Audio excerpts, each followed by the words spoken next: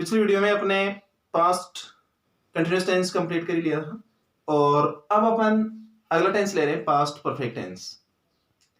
देखिए एग्जाम की दृष्टि से भी पास्ट परफेक्ट टेंस बड़ा इंपॉर्टेंट है, अपने बोर्ड एग्जाम की दृष्टि से भी और अपने कंपटीशन लेवल की दृष्टि से भी बड़ा इंपॉर्टेंट है, इसलिए इसको ध्यान से लर्न कीजिएगा। अब बात करते हैं अपन पास्ट परफेक्ट टेंस। तो जैसा कि परफेक्ट मींस पूर्णता, कि यदि प्रेजेंट में किसी चीज की पूर्णता होती है या कोई कार्य कंप्लीट होता है तो वो प्रेजेंट परफेक्ट टेंस में आता है, जबकि कोई कार्य पास्ट में कंप्लीट हो गया उसके लिए अपन पास्ट परफेक्ट टेंस का यूज करते हैं।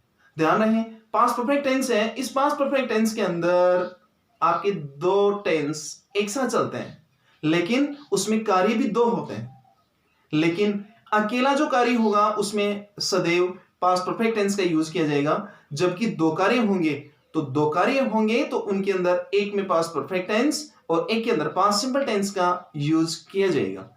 जैसे पास्ट परफेक्ट टेंस तो परफेक्ट, इसके अंदर भूतकाल के अंदर कोई चीज कंप्लीट हो गई हो, परफेक्ट पूर्णता ले ली हो, वहां पर पास्ट परफेक्ट टेंस का यूज किया जाता है। अब इसकी पहचान हो जाएगी जिन हिंदी वाक्यों के अंत में चुका था, चुकी थी, चुके थे अथवा या था, ये थी, ये थे आदि शब्द आते हैं, वहां पर आपका पास्ट परफेक्ट टेंस होता है।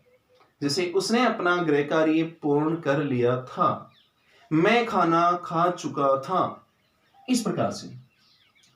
अब देखिए हेल्पिंग वर्ब सिंगुलर व प्लूरल दोनों के लिए, चाहे तो सिंगुलर सब्जेक्ट हो और चाहे आपके प्लूरल सब्जेक्ट हो, दोनों के साथ में ही यूज किया जाएगा हैड का। और ध्यान रहे आपको ऑल टेंसेस के अंदर डिड और हैड ऐसी दो हेल्पिंग वर्ब है जिनके साथ सिंगुलर व प्लूरल दोनों प्रकार के सब्जेक्ट का यूज किया जाता है। तो हैड ऑल सब्जेक्ट के साथ, चाहे सब्जेक्ट सिंगुलर हो चाहे सब्जेक्ट प्लूरल हो, उनके साथ में हेल्पिंग वर्ब का यूज हैड का होगा। मेन वर्ब इस टेंस में अर्थात अकेले टेंस में या अकेले कार्य होने पर सदैव वर्ब की थर्ड फॉर्म का यूज किया जाता है। जबकि दो कार्य होंगे तो दो कार्य में एक पहले समाप्त हो गया होगा और एक बाद में समाप्त होगा, अर्थात उनके लिए अपन पास्ट परफेक्ट और पास्ट सिंपल टेंस का यूज करेंगे। एडवर्बियल्स की इसमें बात करेंगे तो बेसिकली ऑलरेडी, इसके बाद में आपका आफ्टर, बिफोर, मोस्टली, इनका यूज किया जाता है। अब देखते हैं इसके सेंटेंस, अफर्मेटिव सेंटेंस। जैसे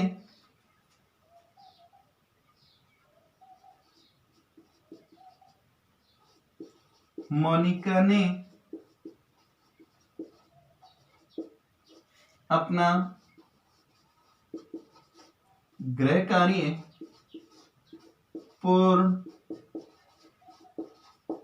कर लिया था। तो अकॉर्डिंग टू स्ट्रक्चर सबसे पहले लिखेंगे अपन इसका सब्जेक्ट के बाद में आ जाएगी आपकी helping verb had plus verb की थर्ड फॉर्म, फिर ऑब्जेक्ट, फिर अदर्स और अंत में फुल स्टॉप। तो देखिए सबसे पहले लिखेंगे अपन सब्जेक्ट मोनिका के बाद में हेल्पिंग वर्ब यूज हो जाएगी अपनी हैड, तो मोनिका हैड, या पूर्ण करने की कंप्लीट, तो कंप्लीट की थर्ड फॉर्म हो जाएगी कंप्लीटेड। और मोनिका है फेमिनाइन जेंडर है, स्त्रीलिंग है। अब स्त्रीलिंग के अंदर जो प्रोनाउन होता है जैसे सी, तो सी का पॉजेसिव प्रोनाउन हो जाएगा आपका हर, तो ये अपना और अपने की अंग्रेजी हो जाएगी। तो Monica had completed her homework.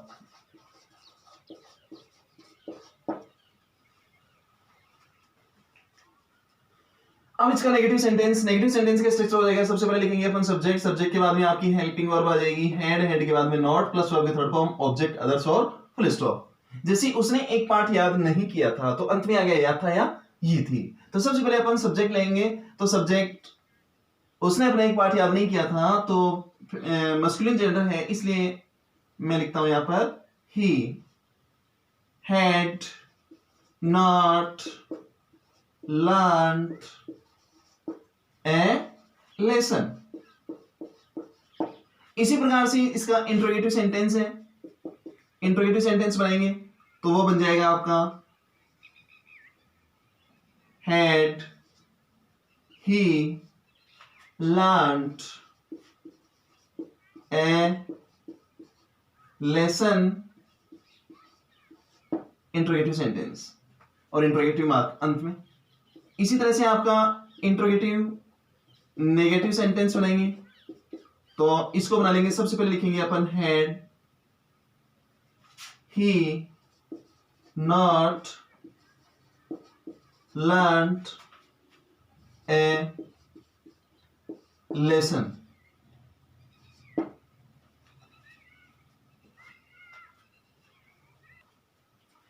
अब देखिए अकेला जो वहां पर एक ही कार्य होगा वहां पर तो हेड प्लस वर्ब के थर्ड फॉर्म का यूज होगा, जबकि इस टेंस के अंदर जब दो कार्य हों तो दो कार्य होंगे, उनके अंदर एक कार्य पहले समाप्त होगा और उसके बाद में दूसरा समाप्त हुआ। अर्थात भूतकाल के अंदर दो कार्य शुरू हुए, उनके अंदर एक कार्य पहले समाप्त हुआ और एक कार्य बाद में समाप्त हुआ। तो जो कार्य पहले समाप्त होगा उसे अपन पास्ट परफेक्ट टेंस में रखेंगे, अर्थात हेड प्लस वर्ब के थर्ड फॉर्म में रखेंगे, और उसके बाद में जो कार्य समाप्त हो रहा है उसे सब्जेक्ट प्लस वर्ब के सेकंड फॉर्म में लिखेंगे, अर्थात पास्ट सिंपल टेंस में लिखेंगे। जैसे किसी सेंटेंस के बीच में यदि बिफोर आ जाए, किसी सेंटेंस के बीच में यदि बिफोर आ जाए तो बिफोर से पहले तो अपन यूज करेंगे हेड प्लस वर्ब की थर्ड फॉर्म का, जबकि बिफोर के बाद भी यूज करेंगे अपन सब्जेक्ट प्लस वर्ब की सेकंड फॉर्म का। जैसा कि अपन जानते हैं हेड प्लस वर्ब की थर्ड फॉर्म हो गया तो ये हो गया आपका पास्ट परफेक्ट टेंस, और सब्जेक्ट प्लस वर्ब की सेकंड फॉर्म में यूज करेंगे तो ये हो गया आपका पास्ट सिंपल टेंस। तो इसका ध्यान रखें। आप जैसे सेंटेंस के माध्यम से इन्हें समझते हैं। वर्षा होने से पहले हम घर पहुंच चुके थे। देखिए दो कार्य हो रहे हैं इसमें, एक तो वर्षा का होना और एक हमारा घर पहुंचना। तो सेंटेंस के बीच में आ गया अपने पास पहले, तो पहले आ गया तो अपन समझ गए होंगे कि पहले जो कार्य समाप्त होगा उसके अंदर पास्ट परफेक्ट टेंस का यूज करेंगे। जैसे हम घर पहुंच चुके थे, मतलब वर्षा होने से पहले हम घर पहुंच चुके थे, तो दो कार्य हो रहे हैं, दो कार्यों में से कौन सा कार्य पहले हुआ? हमारा घर पहुंचना। तो सबसे पहले इसकी इंग्लिश बनाएंगे अपन, हम घर पहुंच चुके थे, we had reached the home.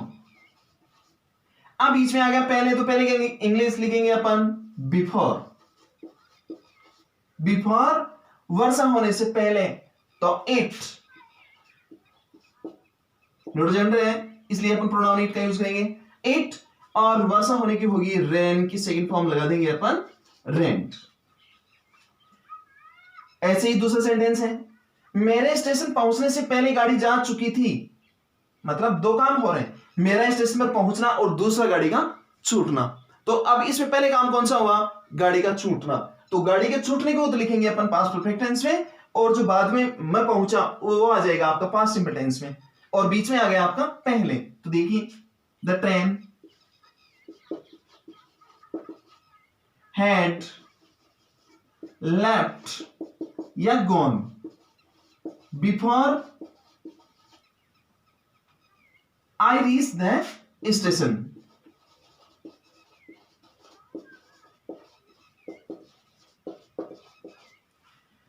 अब देखिए अगला सेंटेंस, प्राचार्य के कहने के बाद चपरासी ने घंटी बजाई।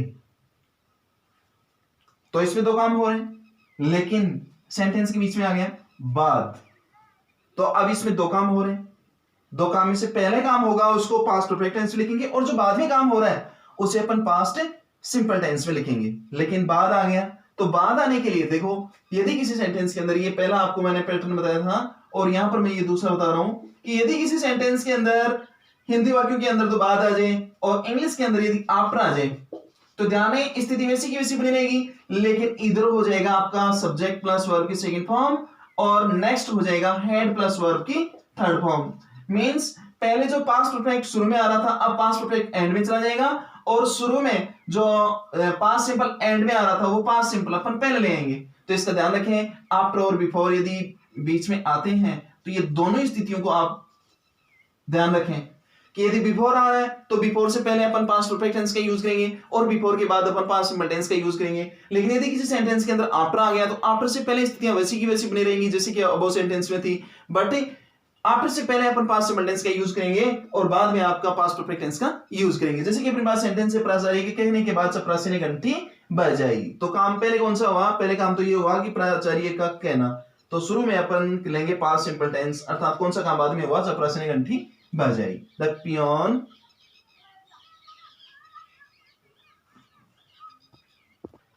जैसे द पियोन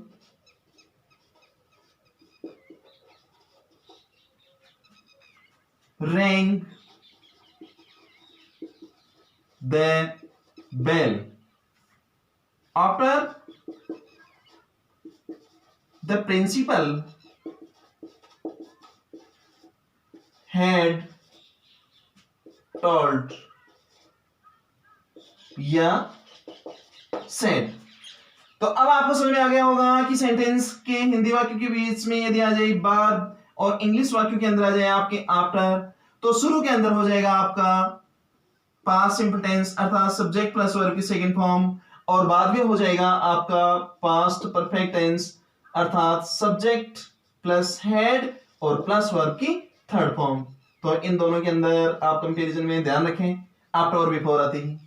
अगला सेंटेंस है अपने पास, पुलिस के आने से पहले चोर भाग गया था, तो वही बात आ गई अपने पास, बिफोर आ गया या पहले आ गया, तो ध्यान रखें ऊपर वाली कंडीशन इसमें लागू होगी, कंडीशन नंबर फर्स्ट। तो ऐसे भी नहीं पता चले तो बाद या पहले आ जाए तो अपन बाद या पहले की इंग्लिश को लिख लेंगे, जैसे बाद आ जाए तो आफ्टर को बीच में लिख लेंगे और पहले आ गया तो अपन बिफोर लिख लेंगे, जैसे बिफोर मैंने यहां लिख लिया बिफोर। अब काम कौन सा हुआ पहले इसमें? पुलिस के आने से पहले चोर भाग गया था, तो काम पहला हुआ कि चोर भाग गया था, किसके आने से पहले? पुलिस के आने से, क्योंकि पुलिस देर से आई और चोर इससे पहले भाग गया था। तो the thief had gone before the police came। I think आपने पास्ट परफेक्ट टेंस को अच्छे से लर्न कर लिया होगा। फिर भी यदि आपको किसी प्रकार की कोई कंफ्यूजन हो तो आप कमेंट बॉक्स में जरूर कमेंट करके मुझे बताएं। Thank you.